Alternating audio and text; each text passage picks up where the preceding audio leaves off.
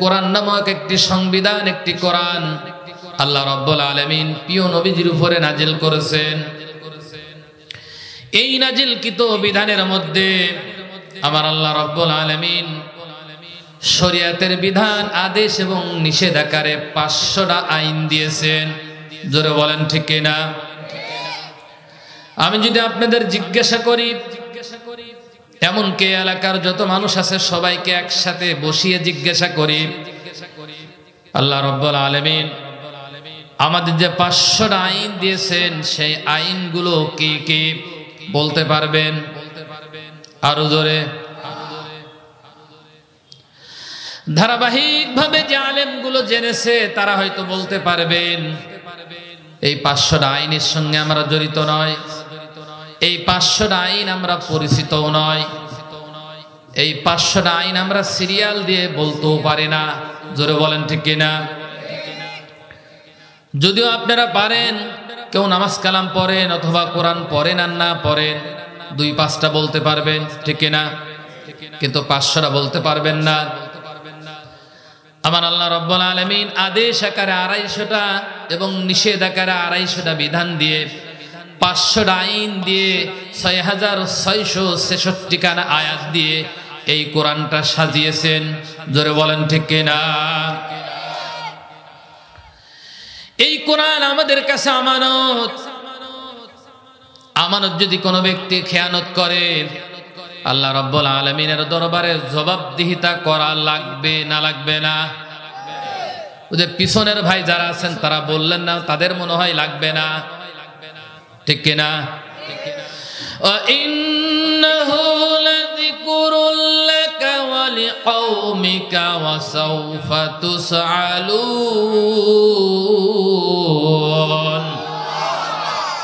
সূরা যুখরুফের 44 নম্বর আয়াতে কারিমা আমার আল্লাহ রাব্বুল আলামিন বর্ণনা করেছেন, নবী আপনি বলুন, ওয়া ইন্নাহু লাযিকরুল লাকা ওয়া লিকাওমিকা, নিশ্চয় এই জিকির সম্পর্কে আমি আপনাকে এবং আপনার কওমকে কিয়ামতে জিজ্ঞাসা করব, এই জিকিরের সঙ্গে কি আচরণ করেছিলেন, এর আমানত, এর ভদ্রতা, এর মর্যাদা কতটুকু বজায় রেখেছিলেন, এই ব্যাপারে আপনাকে আপনার কওমকে জিজ্ঞাসা করা হবে। প্রিয় ভাইরা আমার, আল্লাহর নবীকে যদি আল্লাহ রাব্বুল আলামিন জিজ্ঞাসা করেন, আল্লাহর নবী আল্লাহ রাব্বুল আলামিনের আদালত থেকে মুক্তি পেয়ে যাবেন না যাবেন না? কথা মনে হয় বোঝেননি?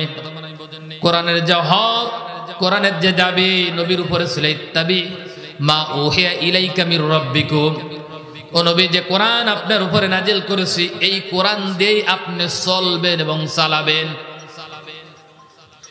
এই কোরআন দিয়ে আপনি চলবেন এবং চালাবেন, এই কোরআন দিয়ে আপনি অনুসরণ করবেন, সবকিছু এই কোরআন দিয়ে করবেন। আল্লাহর এই নির্দেশ আল্লাহর নবী অক্ষরে অক্ষরে পালন করেছিলেন না করেননি? আমি উত্তর চাই জোরে করে। এজন্য বলছি আল্লাহ রাব্বুল আলামিনের দরবার থেকে আমার আপনার প্রিয় নবীজি মুক্তি পেয়ে যাবেন। এখন প্রশ্ন হলো আমাদের কথা, জোরে বলেন ঠিক কিনা? আমরা যারা এখানে আছি আমরা সবাই প্রিয় নবীজির কওম, এ ব্যাপারে সন্দেহ আছে নাকি? যেহেতু আমরা তার উম্মত, তার কে কেউ অস্বীকার করেন? আমরা যারা এখানে আছি আমরা সবাই এটা স্বীকার করি। আল্লাহ রাব্বুল আলামিনের দরবারে আমরা কেউ দরখাস্ত করিনি।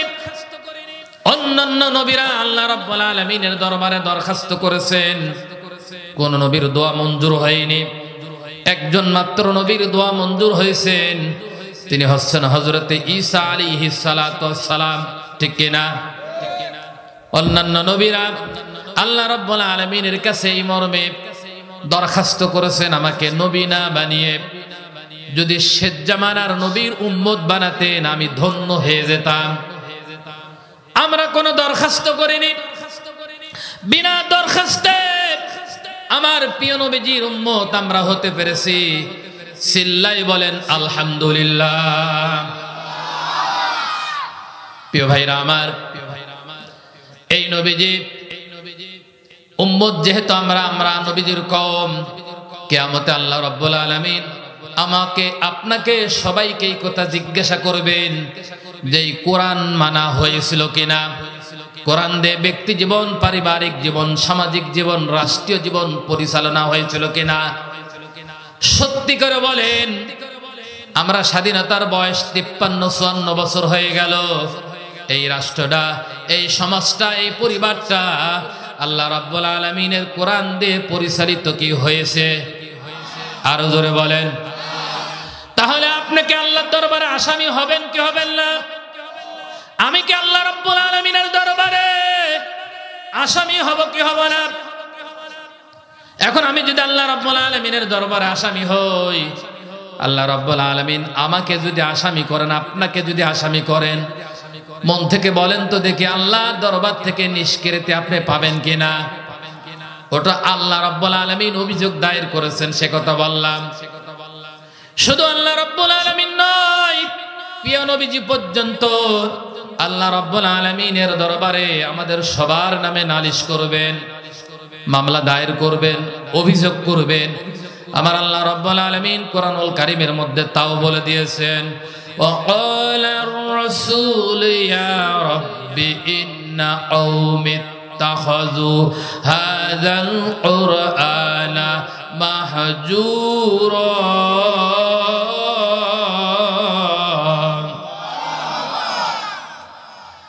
আল্লাহ রাব্বুল আলামিন বর্ণনা করতেছেন, কিয়ামতের ময়দানে তোমাদের রাসূল বলবে, ওয়ালার রাসূল ইয়া রব, হে আমার রব, ইন্না কওমি ইত্তাখাযু হাযাল কুরআন, আমি আমার কওমের কাছে কোরআন রেখে এসেছিলাম।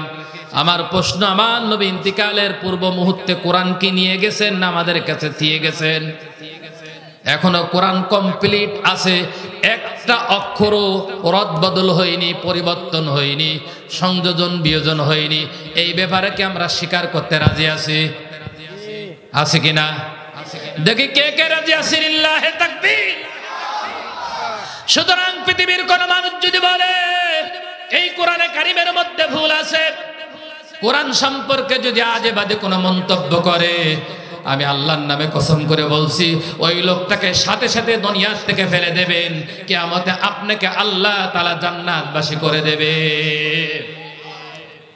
কোনো গুনাহ হবে না, আপনার সওয়াব হবে। আর বুঝাতে পারলাম? যদিও এদেশে আইন নেই, তারপরেও বলছি সাথে সাথে ফেলে দেবেন তাকে। আমার আল্লাহ রাব্বুল আলামিন কোরআন নাজিলের ধারাবাহিকতায় কোরআনের প্রথমেই জানিয়ে দিয়েছেন, জালিকাল কিতাব লা রাইবা ফি, এমন একটি কিতাব নাজিল করেছি বিন্দু পরিমাণ এর মধ্যে কোনো ভুল তো নেই, ভুলের কোনো সংশয়ও নেই। জোরে বলেন ঠিক কিনা? পৃথিবীতে যত রাইটার কিতাব লিখেছেন, বই লিখেছেন, কোন ব্যক্তি, কোন রাইটার এই বক্তব্য দিয়ে সাহস পায়নি, আমি যে একখান কিতাব রচনা করলাম, মাশাআল্লাহ, এই কিতাবের মধ্যে কোনো ভুল নেই, এরকম কেউ বলতে পেরেছে নাকি? কেউ বলতে পারে নাই। কেবলমাত্র আমার আল্লাহ এই কথাটা বলেছেন। সুতরাং কেউ যদি বলে কিতাব আবুল তাবুল কিতাব, এই কথা আমরা মেনে নিতে আমরা কখনোই রাজি না। প্রিয় ভাইরা আমার, বলতেছিলাম কিয়ামতের ময়দানে আল্লাহ রাসূল আমাদের বিরুদ্ধে আল্লাহ রাব্বুল আলামিনের দরবারে মামলা দায়ের করে বলবেন, ওয়াকালার রাসূল ইয়া রব, হে আমার রব, ইন্না কওমি ইত্তাখাযু হাযাল কুরআন, আমি আমার কওমের কাছে কোরআন রেখে এসেছিলাম। আমার কওম কোরআনকে পরিত্যাজ্য করেছিল, মাহজুরা, পিছনে ফেলে রেখেছিল। মাহজুরা শব্দের শাব্দিক অর্থ হচ্ছে পিছনে ফেলে রাখা। কোরআনকে এখন সামনে আছে না পিছনে আছে? বোঝেন আলোচনা? কোরআন যদি সামনে থাকতো তাহলে এই কোরআন দিয়ে দেশ চলতো। জোরে বলেন ঠিক কিনা? কোরআন কি সামনে আছে? কোরআন দিয়ে কি দেশ চলে নাকি? এই 52 বছর কোন লোক কি চালিয়েছে নাকি? না, চালাইনি। কোরআনটা পিছনে আছে। কিরকম অবস্থায় আছে? মাজুর অবস্থায় আছে। আপনার বাবা অসুস্থ, চেয়ারম্যান সাহেব ডাকলো বাড়ির দরজায় এসে, তিনি ঘরের থেকে বের হতে পারেন না। বিছানার থেকে উঠতে পারেন না, যেহেতু চেয়ারম্যান এসেছে, যত কষ্টই হোক দরজা পর্যন্ত আপনার বাপকে যেতে হবে। জোরে বলেন ঠিক কিনা? তার একটা সম্মান আছে।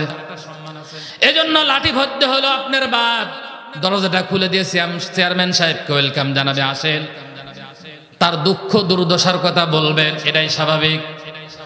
আমাদের এই কোরআন মাঝে মাঝে সামনে আসে কোন সময়? যখন রাজনীতিকবিদরা বড় বড় মঞ্চ আয়োজন করে জনসভা করে, ওই জনসভার আগে কোরআন দেখবে তেলাওয়াত হয়, ঠিক কিনা? হয় কিনা? ওর টাইনি ধরে পর্যন্ত নিয়ে আসা হয়, ওই তেলাওয়াত হওয়ার পরে ওই জায়গায় শেষ, বললো ঠিক আছে তোর বিছানে থাকার কথা, তুই বিছানে থাক, আমরা এখন দেশ চালাই, ঠিক কিনা? বুঝতেছেন না মানে কথা?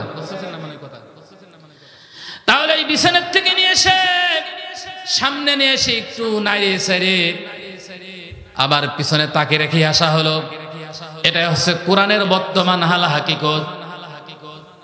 অথচ এই কোরআন এসেছে, কোরআন দিয়ে দেশ চলবে, সমাজ চলবে, পরিবার চলবে, রাষ্ট্র চলবে। আল্লাহর নবী 10 বছর এই কোরআন দিয়ে রাষ্ট্র চালিয়েছিলেন। এজন্য নবীজি বলেছেন খায়রুল কুরুনি, আমার যুগ হচ্ছে শ্রেষ্ঠতম যুগ। জোরে বলেন ঠিক কিনা?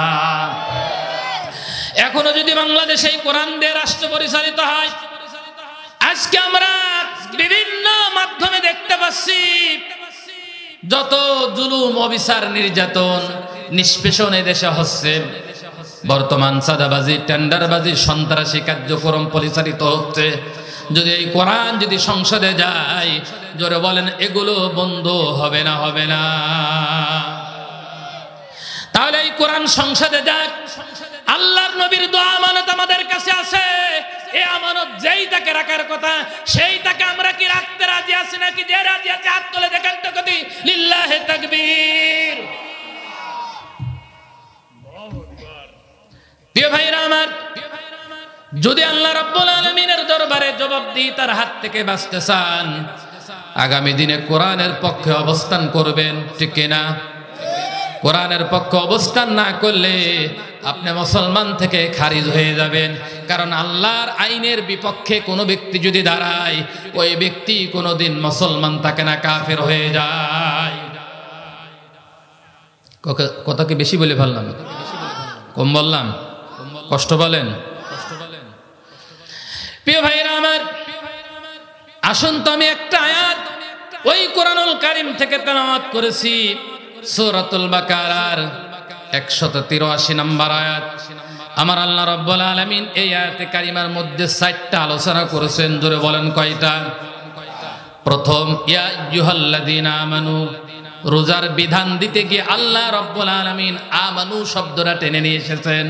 তিনি ইয়া আইয়ুহান নাস শব্দটা বলেননি। তার মানে রোজা কিন্তু সকল মানুষের উপরে ফরজ না, ফরজ কেবল মাত্র যারা ঈমানদার। জোরে বলেন ঠিক কিনা? তাহলে রমজান মাস আসার পরে যারা রোজা রাখবে না, ওরা কি ঈমানদার? আরো জোরে বুঝতেছেন তো?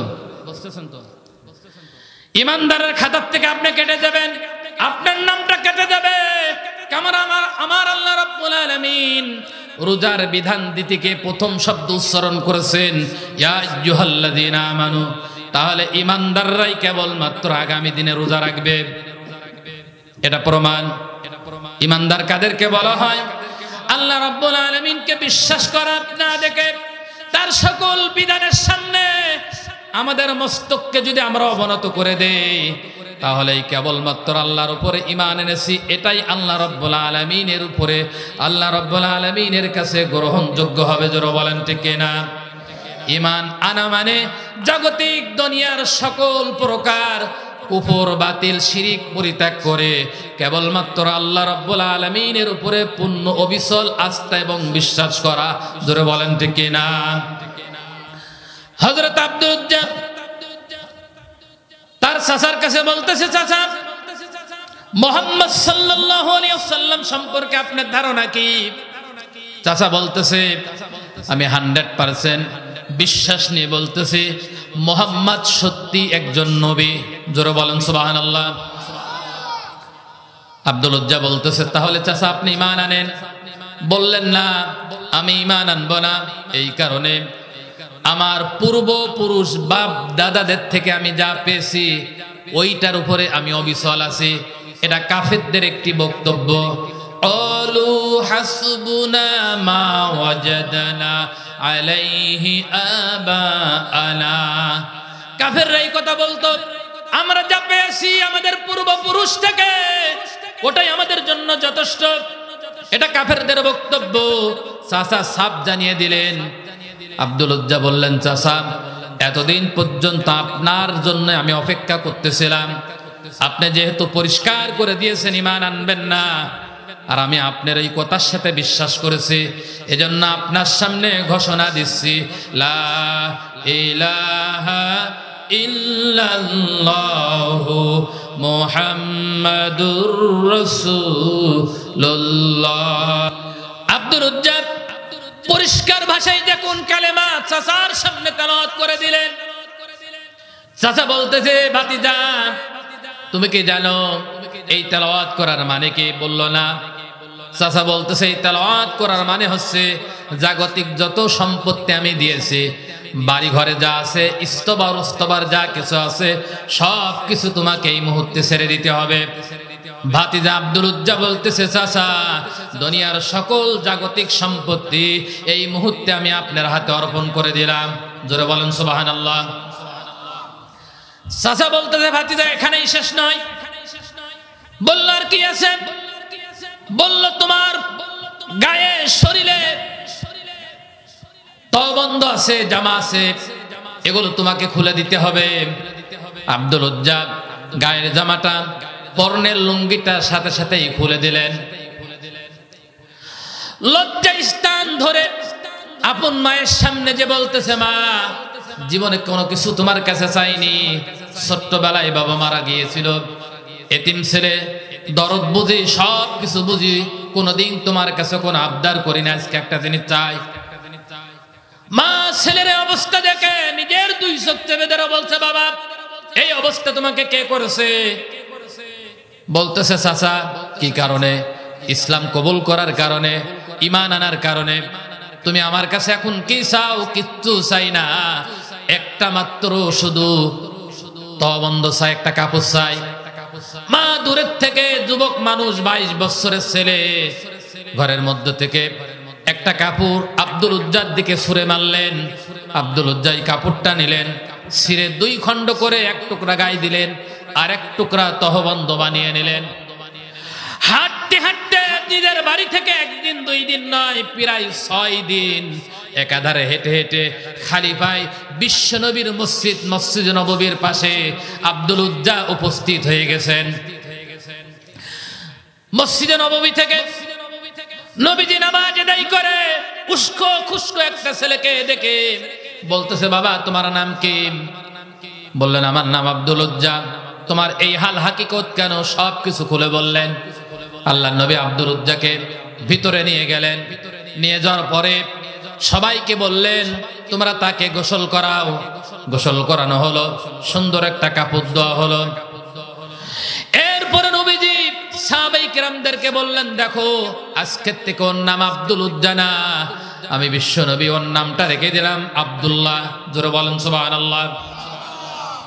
তোমরা একে কোরআন শিক্ষা দাও। আব্দুল উজ্জা এত জোরে জোরে কোরআন শিখতেছে, সাহাবায়ে কেরাম, আসহাবে সুফফার সাহাবারা নবীজির কাছে প্রশ্ন করলেন, অভিযোগ দায়ের করলেন, ইয়া রাসূলুল্লাহ, আব্দুল উজ্জা এত জোরে জোরে কোরআন তেলাওয়াত করে, আমাদের ঘুম হয় না, আপনি তাকে বলেন সেজন্য একটু আস্তে আস্তে তেলাওয়াত করে। আল্লাহর নবী সাহাবীদেরকে বললেন, সাহাবীরা আব্দুল উজ্জাকে নিষেধ করো না, আব্দুল্লাহকে নিষেধ করো না, কারণ সে ঈমান আনতে গিয়ে দুনিয়ার সব কিছু সে হারিয়ে ফেলেছে। জোরে বলেন ঠিক কিনা? এটা হচ্ছে ঈমান। অথচ আমরা দেখি এই বাঙালি জাতি এই 53 বছরে 10 টাকার বিনিময়ে এই জাতি ঈমান পর্যন্ত বিক্রি করে ফেলেছে। জোরে বলেন ঠিক কিনা? এক কাপ চার বিনিময়ে ঈমান বিক্রি করেছে, একটা ব্লাউজের বিনিময়ে একটা ঈমান বিক্রি করেছে, একটা শাড়ির বিনিময়ে ঈমান বিক্রি করেছে, এক প্যাকেট ভাজার বিনিময়ে ঈমান বিক্রি করেছে। ঠিক কিনা? কারণ ঈমান তো বিক্রি হয় ভোটের সময়। ঠিক কিনা? বুঝতেছেন তো? সামনে কিন্তু আসতেছে ইন্নাল্লাহা ইয়া'মুরুকুম আন তু'আদ্দুল আমানাতি ইলা আহলিহা। জোরে বলেন আল্লাহু আকবার। আমার আল্লাহ রাব্বুল আলামিন বর্ণনা করতেছেন, তোমাদের আমানত সমূহ যথাযোগ্য ব্যক্তির হাতে অর্পণ করবা, নেক মানুষ ভালো মানুষের কাছে দিবা। যাই আমানত নিয়ে সংসদ ভবনে গিয়ে তারা কোরআনের বিরুদ্ধে বিল পাস করবে না, বরং কোরআনের পক্ষেই বিল পাস করবে। জোরে বলেন ঠিক কিনা? মুসলমান যদি ক্ষমতায় যায় 7 দফা মূলনীতির উপরে কাজ করবে, এটা আমার আল্লাহ রাব্বুল আলামিনের সিদ্ধান্ত কোরআনুল কারীমের মধ্যে জানিয়ে দেওয়া হয়েছে। আল্লাযীনা ইম্মাক্কান্নাহুম ফিল আরদি ওয়া আকামুস সালাত ওয়া আতাউয যাকাত ওয়া আমারু বিল মা'রুফ ওয়া নাহাউ আনিল মুনকার ওয়া লিল্লাহি আকিবাতুল উমুর। আমার বান্দারা যদি ক্ষমতায় যায় 7 দফা মূলনীতির উপরে রাষ্ট্র পরিচালনা করবে। তারা ক্ষমতায় যাওয়ার সাথে সাথে নামাজের বিল নিয়ে আসবে, সমস্ত সুদ পরিত্যাগ করে দিয়ে যাকাত ভিত্তিক অর্থ ব্যবস্থা তারা কায়েম করবে, ভালো কাজের আদেশ দেবে, মন্দ কাজ বন্ধ করে দেবে। জোরে বলেন ঠিক কিনা? অথচ এই 15 বছর আমরা দেখেছিলাম এরকম একটা মাহফিল বাস্তবায়ন করতে গিয়ে 15 জায়গায় শোনা লাগতো। জোরে বলেন ঠিক কিনা? অথচ তাদের উপর আমানত ছিল ভালো কাজের বাস্তবায়ন করা। প্রিয় ভাইরা আমার, বলতেছিলাম আমার আল্লাহ রাব্বুল আলামিন বলে দিয়েছেন এমন ঈমান আনো, সেই ঈমান যারা ঈমান আনতে গিয়ে জাগতিক সব কিছু পরিত্যাগ করে দিয়েছে। ওই সাহাবীদের ব্যাপারে আমার আল্লাহ রাব্বুল আলামিন কোরআনুল কারীমের মধ্যে আয়াত নাজিল করেছেন, ওয়াইযা ক্বিলা লাহুম আমিনু কামা আমানান নাস, তোমরা ঈমান আনো তাদের মতো যারা ঈমান এনেছিল। তার মানে কোরআন যখন নাজিল হচ্ছিল ওই সময় যারা ঈমান এনেছিল ওদেরকে কোরআনের ভাষায় সাহাবা বলা হয়। জোরে বলেন ঠিক কিনা? তাহলে ওই রকম ঈমান আনতে হবে। আমরা যদি ওই রকম ঈমান আনতে পারি, হাজার লক্ষ কোটি কোটি টাকা দিয়ে, কোন পদ পদবি দিয়ে আমাদের কোনোদিন এই জাতির সামনে কিনতে পারবে না। জোরে বলেন ঠিক কিনা? আমরা দেখেছি আগামী দিনে, দেখেছি অতীতে মাত্র 10 টাকার বিনিময়ে ঈমান বিক্রি করেছে।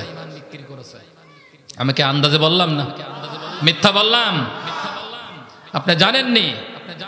আপনি জানেন ভোট যদি কেউ বিক্রি করে তাহলে বউ বিক্রি করা সমান। বউ বিক্রি করলে যে গুনাহ হয়, ভোট বিক্রি করলে সেই গুনাহ হয়। বেজার হলেন? অনেকে চিন্তা করতে, হুজুর তো বেশি ছিলাম, এখন তো কি হয়ে গেছে, ক্ষতি পাচ্ছি না। প্রিয় ভাইরা আমার, এটা হচ্ছে 1 নম্বর পয়েন্ট। 2 নম্বর পয়েন্ট, কুতিবা আলাইকুমুস সিয়াম, আমি রব্বুল আলামিন তোমাদের উপরে সিয়ামের বিধানকে ফরজ করেছি। সিয়াম গুরুত্বপূর্ণ একটি ইবাদত, ফরজ ইবাদত। ইসলামী শরিয়াতে 5টা স্তম্ভের মধ্যে চতুর্থতম স্তম্ভ এই সিয়াম।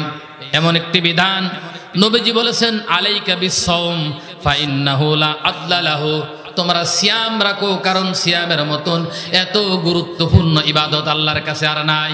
জোরে বলেন আল্লাহু আকবার। বান্দা আমল করে, আমরাও প্রতিদিন কিছু না কিছু ভালো কাজ করি।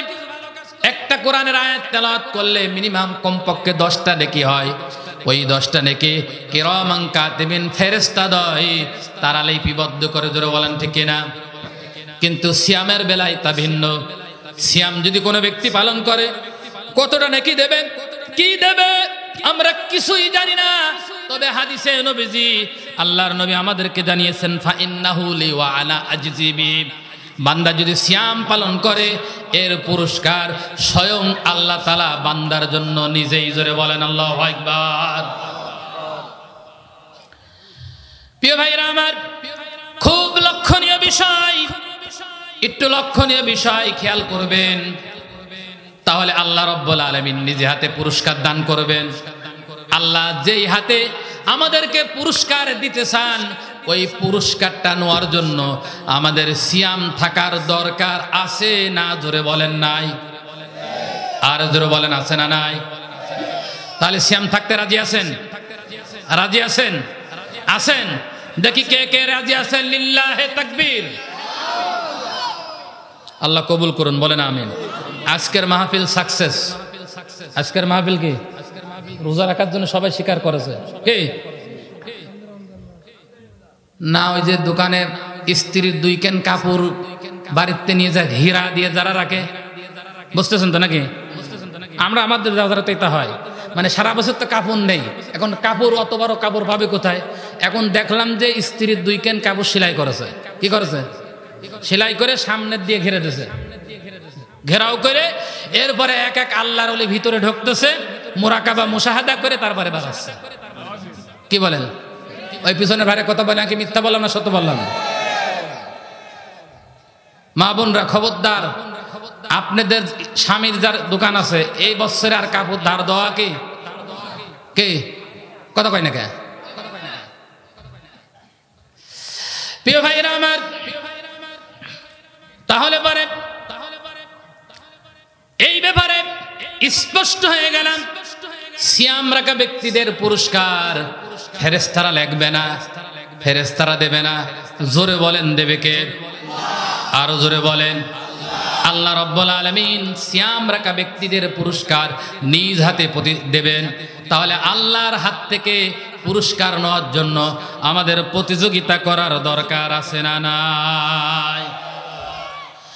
যারা চিন্তা করতেছেন আমার ছেলে আর মেয়ের সামনে পরীক্ষা, বাবা রোজা রাখার দরকার নেই, তুমি পরীক্ষা দাও, এরকম বাপ মা আছে না নাই?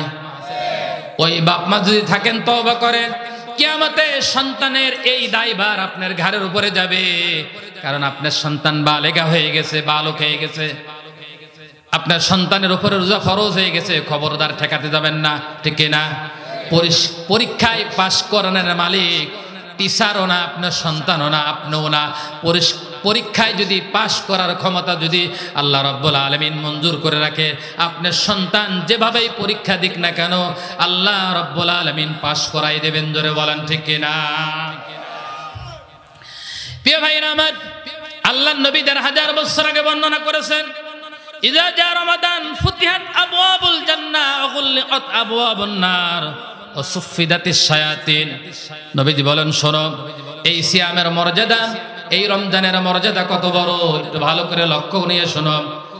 রমজান মাস যখন শুরু হয়ে যায়, রমজানের চাঁদ যখন পশ্চিম আকাশে উঠে যায়, আমি রব্বুল আলামিন রোজাদারের সম্মানার্থে জাহান্নামের 7টা দরজা আমি আল্লাহ তাআলা বন্ধ করে দেই। জোরে বলেন আল্লাহু আকবার। শুধু তাই নয়, ওই মাসে সারাটা মাস রোজাদারের সম্মানার্থে আমি রব্বুল আলামিন জান্নাতের 8টা দরজা ওই ব্যক্তিদের জন্য খুলে দেয়। শুধু তাই নয়, সবচাইতে বড় শয়তান যেটা ইবলিস, ওর জন্যই তো আমরা বিপদে পড়ি মাঝে মাঝে। ওই কোনাতে একটু সবল মারতেছে যে এখন আর ওয়াজ শোনার দরকার নেই, হুজুর আদা করাবেনি, তাড়াতাড়ি ওয়াজের প্যান্ডেল থেকে উঠে বাড়ি চলে যা, ঠিক কিনা? এরকম শয়তান কিন্তু পাশে পাশে ঘুরতেছে। এই শয়তানটাকে আল্লাহ রাব্বুল আলামিন শৃঙ্খলা আবদ্ধ করে ফেলেন। নবীজি বলেছেন, সিয়ামু জান্নাতুম মিনান নার, সিয়াম হচ্ছে জাহান্নামের ঢাল। কিসের ঢাল? যে ব্যক্তি সিয়াম রাখবে, আল্লাহর নবী বলেছেন জাহান্নাম থেকে ওই লোকটা হাজার হাজার মাইল না, লক্ষ কোটি কোটি মাইল দূরে থাকবে। জোরে বলেন সুবহানাল্লাহ। শুধু তাই নয়, কোন ব্যক্তি যদি ঈমান এবং ইহতিসাবের সঙ্গে সিয়াম পালন করে, মান সামা রমাদান ঈমানাও ওয়া ইহতিসাবা গুফিরা লাহু মা তাকদ্দামা মিন যামবিক। আল্লাহর নবী বলেছেন তার পিছনের যত গুনাহ আছে আল্লাহ তাআলা ওই বান্দার গুনাহগুলো maaf করে দেবেন। তাহলে রমজানের সম্মান মর্যাদা আছে না নাই? গুরুত্ব আছে না নাই? আরো জোরে বলেন আছে। এটা গেল 2 নাম্বার। সামনের দিকে মজা আছে, লক্ষ্য করেন। যারা চলে গেছে এই মজাগুলো পাবে না। আমার আলোচনার প্রেক্ষাপট কিন্তু এটা না, ওটা সামনে আছে, কারণ শেষ বক্তা কিন্তু সকলের শেষে আসে, ঠিক না? একটা জিনিস বোঝানোর জন্য এই আয়াতটা নিয়েছি। তিন নম্বর পয়েন্ট আমার আল্লাহ বলতেছেন কামা কুতিবা আলাল্লাযীনা মিন ক্বাবলিকুম, হে রাসূল এই সিয়ামের বিধান আমি আল্লাহ তাআলা শুধু তোমার উম্মতের উপরে ফরজ করিনি, এই সিয়ামের বিধান অন্য অন্য জাতির মধ্যে আমি ফরজ করেছিলাম। জোরে বলেন ঠিক কিনা? কোরআনের দলিল কি?